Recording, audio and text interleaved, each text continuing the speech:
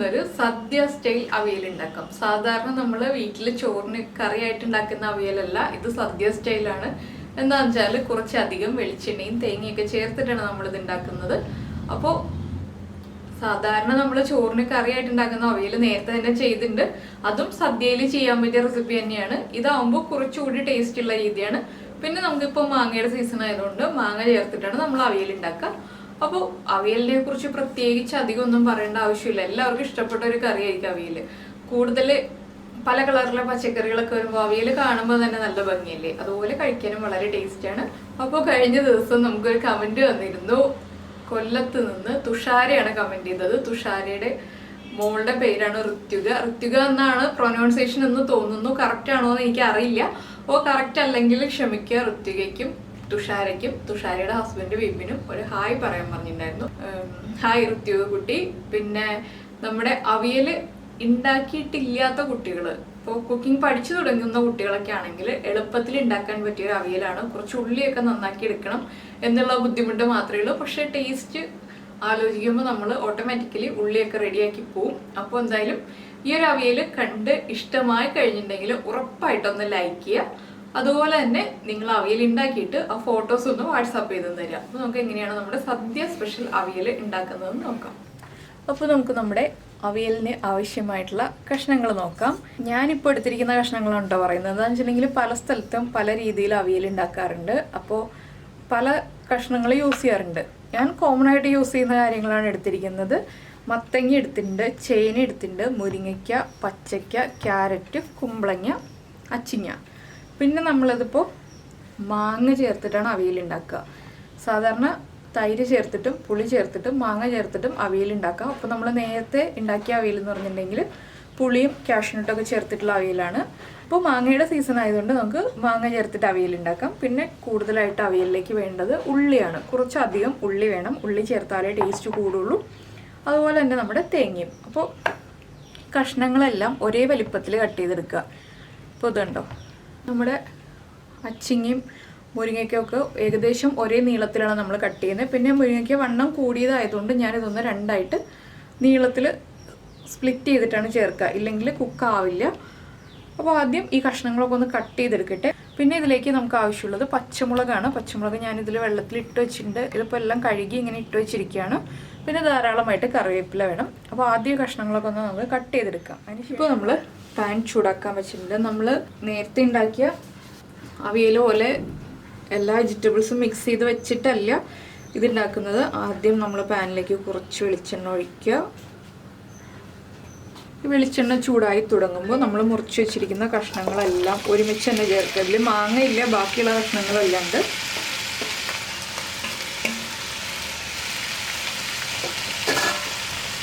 അതുപോലെ തന്നെ ഒരു 1/2 ടീസ്പൂൺ മഞ്ഞൾപ്പൊടി. പിന്നെ ഞാനിപ്പോൾ ഒരു കളറിന് വേണ്ടി മാത്രം ഒരു 1/4 ടീസ്പൂൺ കാശ്മീരി ചില്ലി പൗഡർ ചേർക്കുന്നുണ്ട്. നമ്മുടെ പച്ചമുളകിൻ്റെ എരിവാണ് അവിയലിന് മെയിനായിട്ടുണ്ടാവുക, അതുകൊണ്ട് കളറിന് വേണ്ടി മാത്രം ചേർക്കുകയാണ്. ഒരു 2 തണ്ട് കറിവേപ്പിലയും ചേർക്കുന്നുണ്ട്. അപ്പോൾ ഉപ്പ് ഞാനിപ്പോൾ ചേർക്കുന്നില്ല. എന്താണെന്ന് വെച്ചിട്ടുണ്ടെങ്കിൽ ഉപ്പൊന്ന് ഈ കഷ്ണങ്ങളൊന്ന് കുക്കായി വരുമ്പോഴേ ചേർക്കുന്നുള്ളൂ. ഇതൊന്ന് മിക്സ് ചെയ്ത് കൊടുക്കുക. ഈ വെജിറ്റബിൾസിൽ നിന്ന് തന്നെ വെള്ളം ഇറങ്ങി വന്നിട്ട് വെജിറ്റബിൾസ് കുക്കായിക്കോളും. നമ്മളൊന്ന് ലോ ഫ്ലെയിമിൽ വെച്ച് കുക്ക് ചെയ്യണമെന്നേ ഉള്ളൂ. അപ്പോൾ ആദ്യം കഷ്ണങ്ങൾ ചേർക്കുമ്പോൾ ഹൈ ഫ്ലെയിമിൽ വയ്ക്കുക. അതിനുശേഷം ആവി വന്നു തുടങ്ങുമ്പോൾ നമുക്ക് ഫ്ലെയിം കുറച്ച് വയ്ക്കാം. അപ്പോൾ ഇതിലേക്കിപ്പോൾ ഉരുളക്കിഴങ്ങ് ചേർക്കാം, സവോള ചേർക്കാം, പിന്നെന്താ പാവയ്ക്ക ചേർക്കാം, നമ്മുടെ വഴുതനങ്ങ ചേർക്കാം, കൊത്തമരക്ക ചേർക്കാം, ബീൻസ് ചേർക്കാം. അങ്ങനെ കുറേ ഓപ്ഷൻസ് ഉണ്ട് കേട്ടോ. നമുക്ക് ഇഷ്ടമുള്ള വെജിറ്റബിൾസ് ഒക്കെ ചേർക്കാം. ഞാൻ എപ്പോഴും ചേർക്കുന്നത് ക്യാരറ്റ്, മത്തങ്ങ, മുരിങ്ങയ്ക്ക, കുമ്പളങ്ങ. ഇത്രയാണ് എനിക്ക് ഏറ്റവും ഇഷ്ടം അവിയലിൽ. പിന്നെ അവിയലിൽ കുമ്പളങ്ങയൊക്കെ ചേർക്കുമ്പോൾ കുക്കായി വരുമ്പോൾ കഷ്ണങ്ങളൊന്നും കാണില്ല. അപ്പോൾ നമ്മുടെ കഷ്ണങ്ങളിലേക്കൊക്കെ ചൂടൊക്കെ ഒന്ന് വന്ന് തുടങ്ങുന്നുണ്ട്. ഒരു 2 മിനിറ്റ് ഒന്ന് ഹൈ ഫ്ലെയിമിൽ വെച്ചാൽ മതി. പിന്നെ കുറച്ച് വെളിച്ചെണ്ണ കൂടുതൽ വേണം, ആദ്യമേ തന്നെ പറയുകയാണ്. അതുപോലെ കുറച്ച് തേങ്ങയും ഉള്ളിയൊക്കെ കൂടുതൽ വേണം. അപ്പോൾ നമ്മൾ സദ്യക്കായിട്ട് അവിയൽ ഉണ്ടാക്കുമ്പോഴാണ് ഇത്രയും വെളിച്ചെണ്ണയും തേങ്ങയൊക്കെ ചേർക്കുക. സാധാരണ വീട്ടിൽ അവിയൽ ഉണ്ടാക്കുന്ന രീതിയിലാണെങ്കിൽ ഞാൻ ഇത്രയും വെളിച്ചെണ്ണ ചേർക്കാറില്ല. കുറച്ച് വെളിച്ചെണ്ണ കുറവേ ചേർക്കുള്ളൂ. ആ രീതിയാണ് ഞാൻ നേരത്തെ ആദ്യം ചെയ്ത അവിയലിൽ ചെയ്തിട്ടുള്ളത്, നമ്മൾ വാളൻപുളിയൊക്കെ ഒഴിച്ചിട്ടുള്ള അവിയൽ. അപ്പോൾ ഇനി നമുക്കിതൊന്ന് അടച്ചു വയ്ക്കാം. ഈ കഷ്ണങ്ങൾ കുക്കായി വരട്ടെ. ഇടയ്ക്കിടയ്ക്കൊന്ന് ഇളക്കി കൊടുക്കണം. കഷ്ണങ്ങളൊന്ന് ഹാഫ് കുക്കായി വരുമ്പോൾ നമുക്കിതിലേക്ക് ഉപ്പ് ചേർക്കാം. ഫ്ലെയിം കുറച്ച് ലോ ഫ്ലെയിമിലാണ് വെക്കുന്നത്. ഇനി ലോ ഫ്ലെയിമിൽ ഇരുന്നിട്ടാണ് കഷ്ണങ്ങൾ കുക്കായി വരേണ്ടത്. അപ്പോൾ നമ്മൾ നമ്മുടെ കഷ്ണങ്ങളൊക്കെ അടച്ചു വെച്ചിട്ട് ഒരു 2 മിനിറ്റ് ആയി. ഇനി ഇതിലേക്ക് നമ്മൾ ചേർക്കുന്നത് ചതച്ചു വെച്ചിരിക്കുന്ന പച്ചമുളകും ജീരകമാണ്. അപ്പോൾ ജീരകം ഇപ്പോൾ ചേർക്കുന്നത് എന്താണെന്ന് വെച്ചിട്ടുണ്ടെങ്കിൽ, നമ്മൾ തേങ്ങ ഒന്ന് ഒതുക്കിയല്ലേ എടുക്കുന്നുള്ളൂ. അപ്പോൾ അതിലേക്ക് ജീരകം ചേർത്തിട്ടുണ്ടെങ്കിൽ കറക്റ്റായിട്ട് ജീരകം ഒന്ന് ചതഞ്ഞ് കിട്ടില്ല. ജീരകം അരഞ്ഞു പോയിട്ടുണ്ടെങ്കിലും കുഴപ്പമില്ല, പക്ഷെ അരയാതെ അങ്ങനെ തന്നെ ഇട്ടിട്ടുണ്ടെങ്കിൽ ടേസ്റ്റ് ഉണ്ടാവില്ല. അപ്പോൾ ജീരകം ഇപ്പോൾ ചേർക്കുകയാണെങ്കിൽ നമ്മുടെ കഷ്ണങ്ങളിലേക്കൊക്കെ ജീരകത്തിൻ്റെ ഫ്ലേവർ വരും. പിന്നെ പച്ചമുളകിൻ്റെ എരിവ് നമുക്ക് ആവശ്യമുണ്ടല്ലോ, അപ്പോൾ അതുകൊണ്ട് പച്ചമുളകും ജീരകവും കൂടി ചതച്ചാണ് എടുത്തിട്ടുള്ളത്.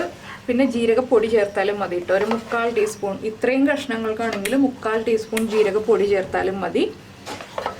ഇതിൽ വേവാൻ സമയമെടുക്കുന്ന കാര്യങ്ങളെന്ന് പറഞ്ഞിട്ടുണ്ടെങ്കിൽ ചേനയും ക്യാരറ്റും മുരിങ്ങയ്ക്കയും മാത്രമാണ്. ബാക്കിയുള്ള കഷ്ണങ്ങളൊന്നും വേവാൻ അധികം സമയം എടുക്കില്ല. അവിയലിന് കട്ട് ചെയ്യുമ്പോൾ ഇതുപോലെ തിന്നായിട്ട് കട്ട് ചെയ്യുക ചേനയൊക്കെ, എന്നാലേ വേഗം കുക്കായി കിട്ടുള്ളൂ. പിന്നെ മത്തങ്ങയൊക്കെ ഒന്ന് നമ്മൾ ചേർക്കുമ്പോൾ ഉടഞ്ഞു വരും. എനിക്ക് ആ ഒരു ചെറുതായിട്ട് ഉടഞ്ഞിരിക്കുന്ന രീതിയിൽ ഇഷ്ടമായതുകൊണ്ടാണ് മത്തങ്ങയൊക്കെ ഇതുപോലെ ചെറുതായിട്ട് ചേർക്കുന്നത്. അപ്പോൾ തന്നെ നമ്മുടെ കുമ്പളങ്ങയും മത്തങ്ങയൊക്കെ ഉടഞ്ഞു തുടങ്ങി.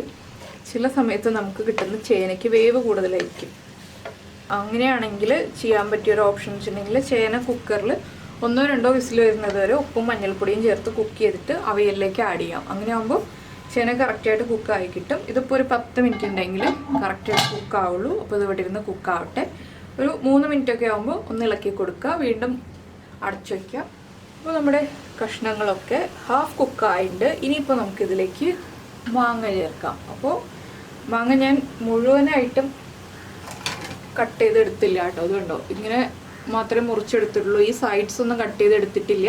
എന്താണെന്ന് വെച്ചാൽ ഒരുപാട് പുളി നമ്മുടെ അവിയലിന് ആവശ്യമില്ല, ഒരു മീഡിയം പുളി ആവശ്യമുള്ളൂ. പിന്നെ ഞാൻ പറഞ്ഞില്ലേ, കഷ്ണങ്ങൾ ആദ്യമേ കുക്ക് ചെയ്യുമ്പോൾ തന്നെ മാങ്ങ ചേർത്തിട്ടുണ്ടെങ്കിൽ കഷ്ണങ്ങൾ കുക്കായി വരാൻ സമയമെടുക്കും. ഇനിയിപ്പോൾ മാങ്ങയും കഷ്ണങ്ങളും ചേർന്ന് കുക്കാവട്ടെ. ഇതിപ്പോൾ ഒരു 6 മിനിറ്റാണ് ഞാനിപ്പോൾ കഷ്ണങ്ങൾ മാത്രം കുക്ക് ചെയ്തെടുത്തത്. അപ്പോൾ അത് നമ്മൾ എടുക്കുന്ന വെജിറ്റബിൾസിൻ്റെ വ്യത്യാസം അനുസരിച്ച് ആ കുക്കിംഗ് ടൈമിൽ വ്യത്യാസം വരും. പിന്നെ നമുക്ക് കിട്ടുന്ന മുരിങ്ങയ്ക്ക ഒക്കെ കുക്കാവാൻ സമയമെടുക്കുന്ന മൂപ്പ് കൂടിയ മുരിങ്ങയ്ക്കൊക്കെ ആണെങ്കിൽ സമയമെടുത്താലേ കുക്കാവുള്ളൂ. ഇനിയിപ്പോൾ നമുക്കിതിലേക്ക് ഉപ്പ് ആഡ് ചെയ്യാം. നമ്മൾ ഒട്ടും തന്നെ ഉപ്പ് ആഡ് ചെയ്തിട്ടില്ല. അപ്പോൾ കഷ്ണങ്ങളിലേക്ക് പിടിക്കാൻ ആവശ്യമായിട്ടുള്ള ഉപ്പ് ചേർക്കണം. പിന്നെ നമ്മുടെ തേങ്ങയ്ക്ക് ഉപ്പ് ആവശ്യമാണല്ലോ, അതുകൊണ്ട് ഇപ്പോൾ കുറച്ച് ഉപ്പ് കൂടി പോയാലും കുഴപ്പമൊന്നുമില്ല. എന്നുവെച്ചാൽ നമ്മൾ തേങ്ങയൊക്കെ ചേർത്ത് വരുമ്പോൾ ഉപ്പ് കറക്റ്റ് ആയിക്കോളും. അപ്പോൾ ഈ മാങ്ങ ചേർത്തിട്ട് ഒന്ന് ഫ്ലെയിം കൂട്ടി വയ്ക്കുന്നുണ്ട്, ഹൈ ഫ്ലെയിമിലേക്ക് വയ്ക്കുന്നുണ്ട്. വീണ്ടും ഒന്ന് നന്നായിട്ട് ആവി വരുന്നത് വരെ ഹൈ ഫ്ലെയിമിൽ വെച്ചിട്ടാണ് ഞാൻ ഇളക്കുന്നത്. അപ്പോൾ നിങ്ങൾക്ക് കുറച്ച് ഉടഞ്ഞ കഷ്ണങ്ങളൊക്കെ കുഴഞ്ഞിരിക്കുന്ന അവിയൽ വേണമെന്നുണ്ടെങ്കിൽ തൈര് ചേർത്തിട്ടുള്ള അവിയലായിരിക്കും കേട്ടോ പെർഫെക്റ്റ്. അങ്ങനെ താല്പര്യമുള്ള ആളുകൾക്ക് ഇതെന്ന് വെച്ചിട്ടുണ്ടെങ്കിൽ ഒരുപാടങ്ങ് കുഴഞ്ഞതായിരിക്കില്ല, ചെറുതായിട്ടേ കുഴഞ്ഞിട്ടുണ്ടാവുള്ളൂ. എന്താണെന്ന് വെച്ചാൽ കുഴയുന്നതിൻ്റെ കാര്യം ഞാൻ പറഞ്ഞല്ലോ, നമ്മുടെ കുമ്പളങ്ങയും മത്തങ്ങയാണ് കുഴയുന്നത്, ബാക്കിയുള്ള വെജിറ്റബിൾസ് കുഴഞ്ഞു പോവില്ല. അപ്പോൾ ഇനി മാങ്ങയും കൂടി ചേർന്നിട്ട് കഷ്ണങ്ങളൊക്കെ ഒന്നുകൂടി ഒന്ന് കുക്കാവട്ടെ. അപ്പോൾ ആവി വന്ന് തുടങ്ങിയിട്ടുണ്ട്. നമുക്ക് വീണ്ടും ഫ്ലെയിം കുറച്ചിട്ട് തന്നെ വയ്ക്കാം. അപ്പോൾ നമ്മൾ മാങ്ങ ചേർത്തിട്ട് 4 മിനിറ്റ് ആയിക്കഴിഞ്ഞു. നമ്മുടെ മാങ്ങയൊക്കെ കുക്കായി വന്നിട്ടുണ്ട്. ചില മാങ്ങയ്ക്ക് കുക്കിംഗ് ടൈം കൂടുതലായിരിക്കും, ചിലതിന് കുക്കിംഗ് ടൈം അധികം ഉണ്ടാവില്ല. അപ്പോൾ ഇത് കണ്ടില്ലേ, കഷ്ണങ്ങളൊക്കെ ഒന്ന് ചെറുതായിട്ട് കുഴഞ്ഞു തുടങ്ങി. ഇനിയിപ്പോൾ നടുക്ക് ഒന്ന് ഒരു സ്പേസ് ഉണ്ടാക്കുക. ഇത് എപ്പോഴും അവിയൽ ഉണ്ടാക്കുമ്പോൾ ചെയ്യുന്നൊരു കാര്യമാണ്. ഫ്ലെയിം കുറച്ച് തന്നെ വയ്ക്കുക. ഇനി എന്താ ചെയ്യാന്ന് വെച്ചിട്ടുണ്ടെങ്കിൽ, നമ്മളിപ്പോൾ തേങ്ങ ഉണ്ടല്ലോ, തേങ്ങ ഞാൻ മിക്സിയിൽ ഒന്ന് ക്രഷ് ചെയ്തു. ജസ്റ്റ് ഒരു പ്രാവശ്യം ഒന്ന് കറക്കിയെടുക്കുക. ആ തേങ്ങ ഇതിലേക്ക് ചേർക്കുക. തേങ്ങയിലേക്ക് ഒരു 1/2 ടീസ്പൂൺ മഞ്ഞൾപ്പൊടി ചേർത്തിട്ടുണ്ട്. അതുപോലെ തന്നെ നമ്മൾ എടുത്തു വെച്ചിരുന്ന ഉള്ളി മുഴുവൻ ചതച്ചെടുത്തിട്ടുണ്ട്. ആ ഉള്ളിയും ചേർക്കുക. ഇത് മിക്സിയിലല്ല ചതച്ചെടുത്തത്, കല്ലിൽ ചതച്ചെടുത്തതാണ്. ഇനി നമ്മൾ ഈ കഷ്ണങ്ങൾ ഉപയോഗിച്ചിട്ട് ഈ തേങ്ങയും ഉള്ളിയും ഒന്ന് കവർ ചെയ്യാം.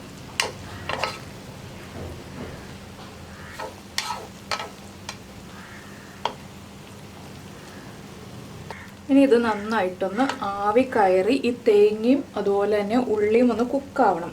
നമ്മൾ വീണ്ടും അടച്ചു വയ്ക്കുക. ഒരു 3 മിനിറ്റൊക്കെ അടച്ചു വെച്ചിട്ടുണ്ടെങ്കിൽ തേങ്ങയിലേക്കും ഉള്ളിയിലേക്കൊക്കെ നന്നായിട്ട് ആവി കയറി വരും.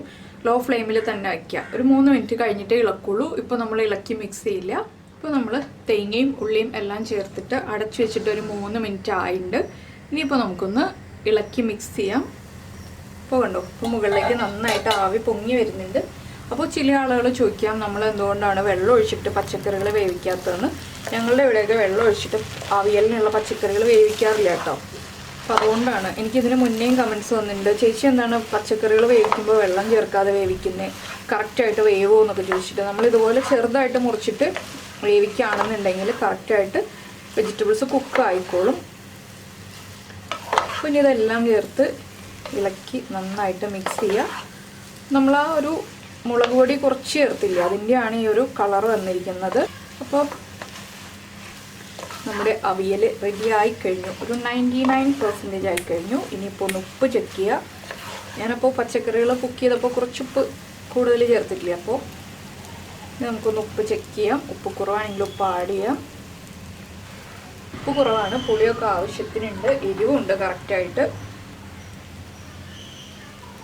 കുറച്ചുകൂടി ഉപ്പ് ചേർക്കുക. പിന്നെ അവിയലൊക്കെ ഉണ്ടാക്കുമ്പോൾ ചെയ്യേണ്ട ഒരു കാര്യം എന്താണെന്ന് വെച്ചിട്ടുണ്ടെങ്കിൽ ഊണ് കഴിക്കുന്നതിൻ്റെ തൊട്ട് മുന്നേ ആയിട്ട് ഉണ്ടാക്കാതിരിക്കുക. കുറച്ച് സമയം മുന്നേ ഉണ്ടാക്കി വെച്ചിട്ട് നമ്മൾ എല്ലാം ചേർത്ത് ഇളക്കി മിക്സ് ചെയ്തൊന്ന് അടച്ചൊരു അരമണിക്കൂറൊക്കെ കുക്ക് ചെയ്ത് വയ്ക്കാൻ സമയമുണ്ടെന്നുണ്ടെങ്കിൽ അത്രയും ടേസ്റ്റി ആയിരിക്കും അവിയലിന്. ഇത് എല്ലാ അവിയലിലും ഒരേ രീതിയിൽ തന്നെ ചെയ്യുന്ന കാര്യങ്ങളാണ് കേട്ടോ. ഇനി അടുത്തത് ചെയ്യുന്നത്, അപ്പോൾ നമ്മുടെ അരപ്പൊക്കെ നന്നായിട്ട് കഷ്ണങ്ങളിലേക്കൊക്കെ മിക്സ് ആയിക്കഴിഞ്ഞു. ഞാൻ ഫ്ലെയിം ഓഫ് ചെയ്യാണ്. ഫ്ലെയിം ഓഫ് ചെയ്തിട്ട് ധാരാളമായിട്ട് കറിവേപ്പില എടുക്കുക. കൈ നിറയെ എടുക്കാൻ പറ്റുമെങ്കിൽ അത്രയും എടുക്കുക. ഒന്ന് കയ്യിലിട്ടിട്ട് ഒന്ന് പതുക്കെ തിരുമ്മുക. ഇതുപോലെ ഒന്ന് ഇട്ട് കൊടുക്കുക. അതുപോലെ തന്നെ വെളിച്ചെണ്ണ ഉണ്ടല്ലോ, വെളിച്ചെണ്ണ കുറച്ചധികം ഒഴിച്ചു കൊടുക്കണം. ഇതിലൊന്നും ബുദ്ധിമുട്ട് വിചാരിക്കരുത്. വല്ലപ്പോഴേ നമ്മൾ സദ്യ സ്റ്റൈലിൽ അവിയൽ ഉണ്ടാക്കുള്ളൂ. അപ്പോൾ കുറച്ച് വെളിച്ചെണ്ണയൊക്കെ ആവാം. ഇനി ഇത് ഇളക്കണ്ട, ഒന്നും ചെയ്യണ്ട, അടച്ചു വയ്ക്കാം. സമയം ഉണ്ടെന്നുണ്ടെങ്കിൽ അരമണിക്കൂർ അടച്ചു വയ്ക്കാം, ഇല്ലെങ്കിൽ ഒരു 10 മിനിറ്റ് അടച്ചു വെച്ചിട്ട് നമുക്ക് സെർവ് ചെയ്യാം. അപ്പോൾ ഇനി ഞാൻ സെർവിങ് ബൗളിലേക്ക് മാറ്റിയിട്ട് കാണിച്ചു തരാം കേട്ടോ. എന്താണെന്ന് വെച്ചാൽ ഇപ്പോൾ തന്നെ എടുക്കില്ല, ഒരു 10 മിനിറ്റ് കഴിഞ്ഞിട്ടേ നമ്മൾ എടുക്കുള്ളൂ. അത്ര സമയം ആ കറിവേപ്പിലയുടെയും വെളിച്ചെണ്ണയുടെയും ഒക്കെ ഫ്ലേവർ ഒന്ന് നമ്മുടെ കഷ്ണങ്ങളിലേക്ക് നന്നായിട്ട് പിടിച്ചു വരട്ടെ. അപ്പോൾ ഇതാ നമ്മുടെ അവിയൽ റെഡി ആയിക്കഴിഞ്ഞു. കണ്ടില്ലേ, നല്ല ഭംഗിയുള്ള കളറുണ്ട്. അപ്പോൾ വെളിച്ചെണ്ണ ചേർക്കാൻ ബുദ്ധിമുട്ട് വിചാരിക്കാതെ ഉണ്ടാക്കുകയാണെങ്കിൽ നല്ല ടേസ്റ്റുള്ള അവിയൽ ഉണ്ടാക്കാം. നമുക്കതിപ്പോൾ സാധാരണ ദിവസങ്ങളിൽ ചോറിന് കറിയായിട്ട് ഉണ്ടാക്കാം. അപ്പോൾ ഇത്രയും തേങ്ങയും ചേർക്കണ്ട, ഇത്രയും വെളിച്ചെണ്ണയും ചേർക്കണ്ട, കുറച്ച് ചേർക്കാം. ഇല്ല, നമ്മളിപ്പോൾ സദ്യയിലേക്ക് ഉണ്ടാക്കുകയാണെങ്കിൽ ഇതുപോലെ തന്നെ തേങ്ങയും വെളിച്ചെണ്ണയൊക്കെ ചേർത്തിട്ട് ഉണ്ടാക്കുക. അപ്പോൾ എല്ലാവരും ഉണ്ടാക്കി കഴിച്ച് കഴിഞ്ഞിട്ട് ഇഷ്ടമായി കഴിഞ്ഞിട്ടുണ്ടെങ്കിൽ നമ്മുടെ വീഡിയോ ഒന്ന് ലൈക്ക് ചെയ്യുക. അതുപോലെ തന്നെ ഇഷ്ടപ്പെട്ട റെസിപ്പികൾ കുക്കിംഗ് താല്പര്യമുള്ള ആളുകൾക്കൊന്ന് ഷെയർ ചെയ്ത് കൊടുക്കുക. പിന്നെ സദ്യ റെസിപ്പികൾ കൂടുതൽ വേണമെന്നുണ്ടെങ്കിൽ നമ്മുടെ സദ്യ റെസിപ്പികളുടെ പ്ലേലിസ്റ്റ് എടുത്തിട്ടുണ്ടെങ്കിൽ സദ്യയുടെ ഇത്രയും നാളായിട്ട് നമ്മൾ ചെയ്തിട്ടുള്ള എല്ലാ റെസിപ്പികളും ഉണ്ട്. പായസം, തോരൻ, മെഴുക്കുരുട്ടി, കൂട്ടുകറി, അങ്ങനെ എല്ലാ റെസിപ്പികളും ചെയ്തിട്ടുണ്ട്. പിന്നെ നിങ്ങൾക്ക് കൂടുതലായിട്ട് ഏതെങ്കിലും റെസിപ്പികൾ ആവശ്യമുണ്ടെന്നുണ്ടെങ്കിൽ ഈ വീഡിയോയുടെ താഴെ കമൻറ്റ് ചെയ്യുക. ആ പ്ലേലിസ്റ്റിൽ ഇല്ലാത്ത റെസിപ്പികളൊക്കെ ഉണ്ടെങ്കിൽ.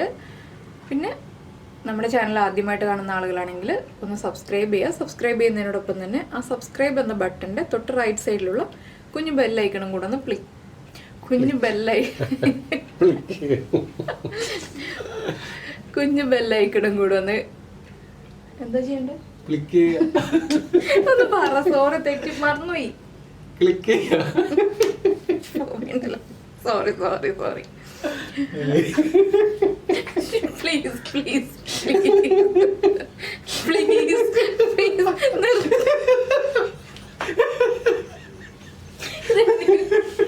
എന്നെ കൂടെ പറയിപ്പിക്കും. Please please please.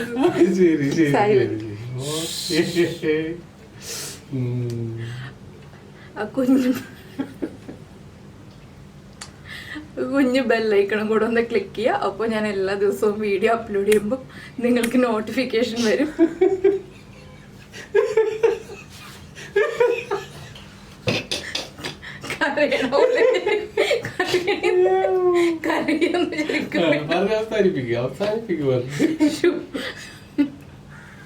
അപ്പൊ നമുക്ക് നമ്മുടെ അടുത്ത റെസിപ്പിയുമായിട്ട് അടുത്ത ദിവസം